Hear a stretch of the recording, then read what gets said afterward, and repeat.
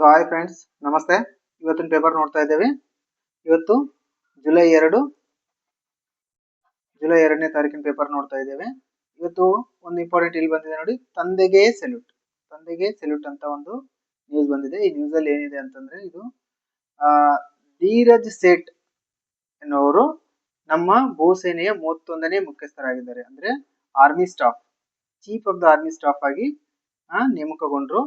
ಇವರು 31ನೇವರು, ನೆನಪಿರ್ಲಿ ಇದೊಂದು point. Next, ಇವರು ಆರ್ಮಿ ಸ್ಟಾಫ್ ಆಗಿರೋದ್ರಿಂದ ಉಳಿದಿರೋರು ಯಾರು ಮುಖ್ಯಸ್ಥರಿದ್ದಾರೆ ಅಂತ ಹಂಗೆ ನಾವು ತಿಳ್ಕೊಳ್ಬೇಕಾಗುತ್ತೆ. ಅಂದ್ರೆ ನಮ್ದು ವಾಯುಸೇನೆ ಯಾರಿದ್ದಾರೆ, ನಮ್ ನೌಕಾಸೇನೆ ಯಾರಿದ್ದಾರೆ ಅಂತ. ಇನ್ನು ವಾಯುಸೇನೆ ಮುಖ್ಯಸ್ಥರು ಏರ್ ಸ್ಟಾಫ್, ಅವರು air chief marshal Amarpreet Singh, ಇವರು 28ನೇವರು. ನೆಕ್ಸ್ಟ್ ನೌಕಾಪಡೆ ನ್ಯಾವಲ್ ಸ್ಟಾಫ್, ಇವ್ರನ್ನ ಅಡ್ಮಿರಲ್ ಅಂತ ಕರೀತಾರೆ. ಅಡ್ಮಿರಲ್ ಕೃಷ್ಣ ಸ್ವಾಮಿನಾಥನ್ ಇದ್ದಾರೆ, ಇವರು 27ನೇವರು. ಇನ್ನ ರಕ್ಷಣಾ ಸಿಬ್ಬಂದಿ ಇರ್ತಾರೆ, ಇವು 3 ಪಡೆಗಳ ಮುಖ್ಯಸ್ಥರಾಗಿರ್ತಾರೆ ರಕ್ಷಣಾ ಪಡೆಗಳು.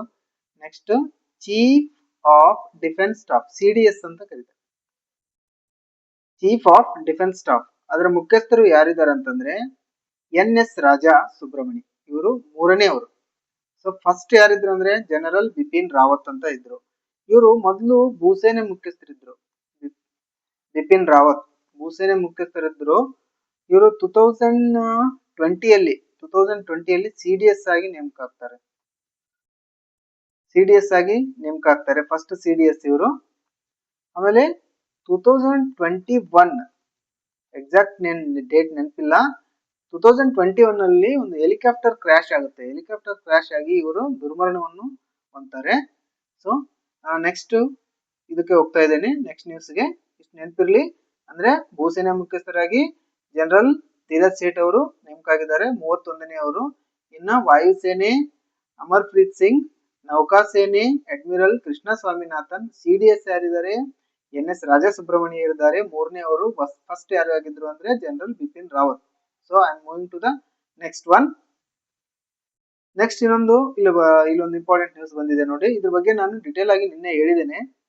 VBG ರಾಮ್ಜಿ ದಿನಗೂಲಿ ಏರಿಕೆ ಅಂತ ಬಂದಿದೆ.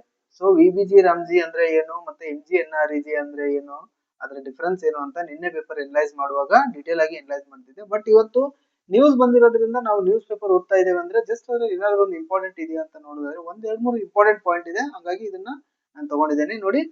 ಕೇಂದ್ರ ಗ್ರಾಮೀಣಾಭಿವೃದ್ಧಿ ಸಚಿವಾಲಯ VBG ರಾಮ್ಜಿ ಯೋಜನೆಯಡಿ ಕೆಲಸ ಮಾಡುವ ಕಾರ್ಮಿಕರಿಗೆ ದಿನಗೂಲಿ ದರವನ್ನು ಪರಿಷ್ಕರಿಸಿ ಆದೇಶಿಸಿದೆ. ರಾಜ್ಯ ಮತ್ತು ಕೇಂದ್ರಾಡಳಿತ ಪ್ರದೇಶಗಳ ದಿನಗೂಲಿ ದರವನ್ನು 298.80 327.4ಕ್ಕೆ ಪರಿಷ್ಕರಿಸಿದೆ. ಅಂದ್ರೆ 327.45 ಇಲ್ಲಿಗೆ ರೇಸ್ ಮಾಡಿದೆ ಅಂತೆ ದಿನಗೂಲಿ. ಆಮೇಲೆ ಕರ್ನಾಟಕದಲ್ಲಿ ನಮ್ಮ ನರೇಗಾದಡಿ ದಿನಗೂಲಿ ಎಷ್ಟು ಇದೆ ಅಂತಂದ್ರೆ ಈಗ 382 ನಮ್ಮ ಕರ್ನಾಟಕದಲ್ಲಿದೆ. ನಮ್ಮ ಕರ್ನಾಟಕಕ್ಕಿಂತ 3 ರಾಜ್ಯಗಳು ಯಾವಂದ್ರೆ ಹರಿಯಾಣ, ಗೋವಾ, ಕೇರಳದಲ್ಲಿ ಈ ನರೇಗಾದ ದಿನಗೂಲಿ ಜಾಸ್ತಿ ಇದೆ ನೋಡಿ.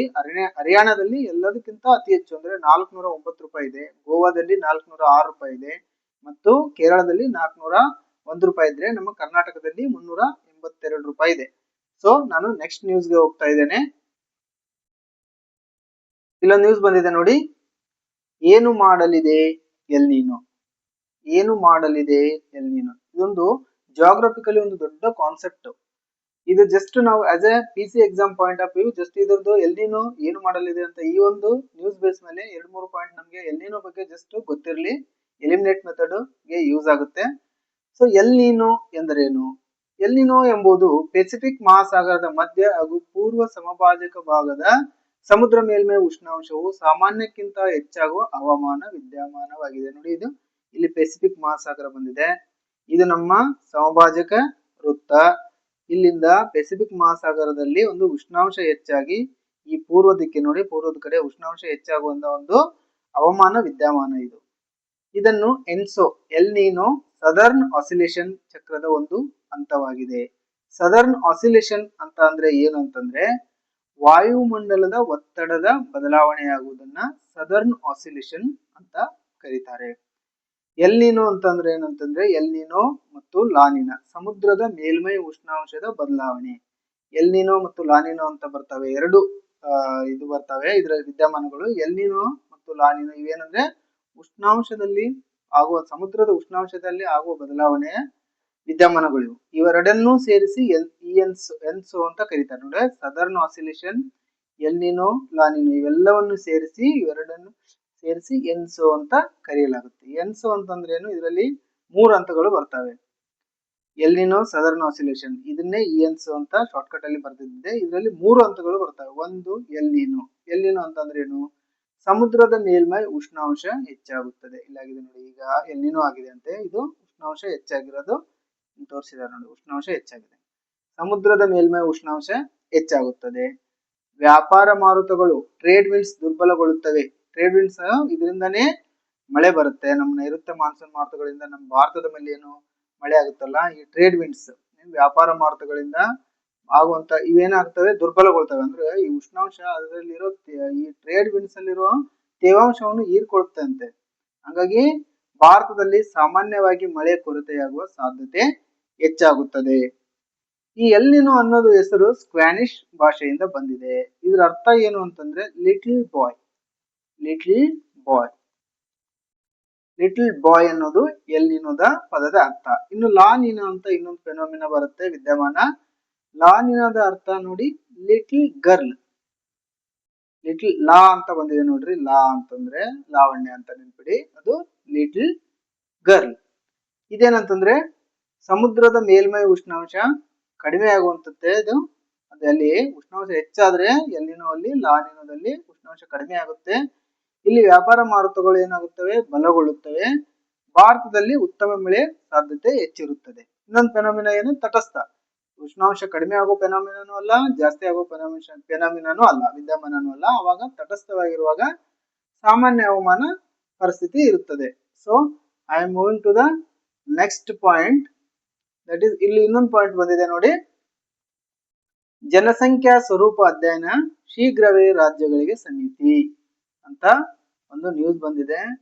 ಇದು ಒಂದು MCQ ತೆಗಿಲಿಕ್ಕೆ ಕ್ವಶನ್ ಪೇಪರ್ ಸೆಟ್ಟರ್ಗೆ ಒಂದು ಇಂಪಾರ್ಟೆಂಟ್ ಟಾಪಿಕ್ಸ್ಗಳು. ಇದರಲ್ಲಿ ನೋಡಿ, ಜನಸಂಖ್ಯಾ ಸ್ವರೂಪದಲ್ಲಿನ ಬದಲಾವಣೆ ಕುರಿತು ಪರಿಶೀಲನೆಗೆ ರಚಿಸಿರುವ ಸುಪ್ರೀಂ ಕೋರ್ಟ್ನ ನಿವೃತ್ತ ನ್ಯಾಯಮೂರ್ತಿ ಪ್ರಕಾಶ್ ಪ್ರಭಾಕರ್ ನವಲೇಕರ್ ಅವರು ಶೀಘ್ರದಲ್ಲಿಯೇ ವಿವಿಧ ರಾಜ್ಯಗಳು ಮತ್ತು ಕೇಂದ್ರಾಡಳಿತ ಪ್ರದೇಶಗಳಿಗೆ ಭೇಟಿ ನೀಡಿ ಪ್ರಥಮ ಹಂತದ ಮಾಹಿತಿ ಪಡೆಯಲಿದ್ದಾರೆ ಅಂತ. ಸೊ ಇದೊಂದು ಉನ್ನತ ಮಟ್ಟದ ಹೈ ಲೆವೆಲ್ ಕಮಿಟಿ. ಏನಪ್ಪಾ ಇದ್ರ ಉದ್ದೇಶ ಏನಂತಂದ್ರೆ, ಜನಸಂಖ್ಯಾ ಸ್ವರೂಪದಲ್ಲಿ ಏನು ಬದಲಾವಣೆ ಆಗ್ತಾ ಇದೆ, ಆ ಬದಲಾವಣೆಗಳ ಅಧ್ಯಯನ ಮಾಡೋದು ಇದ್ರ ಮುಖ್ಯ ಉದ್ದೇಶ.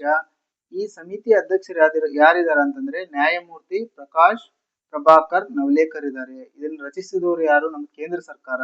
ಯಾವ ಮಿನಿಸ್ಟ್ರಿ ಅಂಡರ್ ಬರುತ್ತೆ ಅಂದ್ರೆ ಗೃಹ ಸಚಿವಾಲಯ, ministry of home affairs.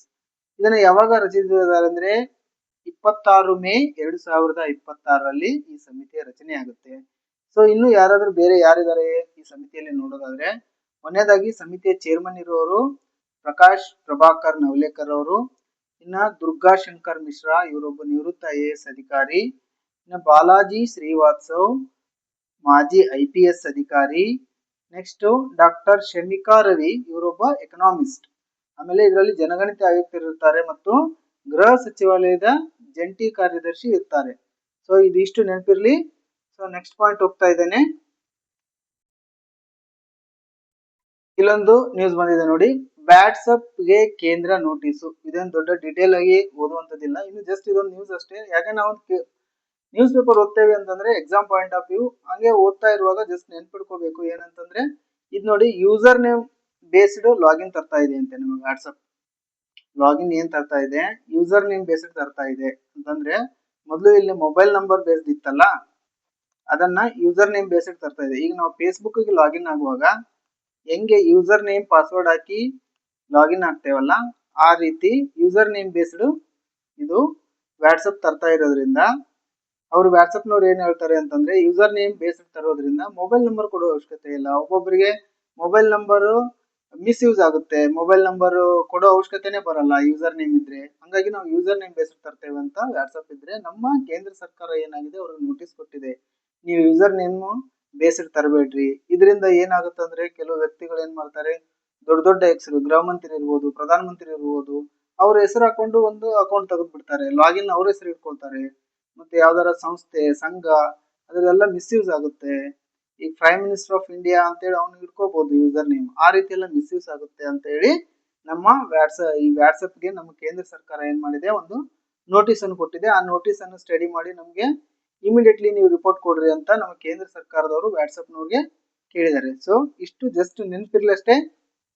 Next ಹೋಗ್ತಾ ಇದ್ದೇನೆ, ನೆಕ್ಸ್ಟ್ ನ್ಯೂಸ್ ಏನಿದೆ ಅಂತ.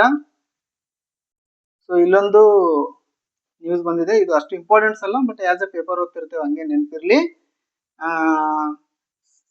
ಸ್ಮರ ಸೌರಭ ಸಂಸ್ಥೆಯು ಏನಂತಂದ್ರೆ ನೀಡುವಂತ ಸಾಧನಾಚಾರ್ಯ ಪ್ರಶಸ್ತಿಗೆ ಹಿಂದೂಸ್ತಾನಿ ಗಾಯಕಿ ಬೇಗಂ ಪರ್ವೀನ್ ಸುಲ್ತಾನ್ ಆಯ್ಕೆಯಾಗಿದ್ದಾರೆ. ಏನು ದೊಡ್ಡ ಇಂಪಾರ್ಟೆಂಟ್ ನ್ಯೂಸ್ ಏನಾಗಲ್ಲ.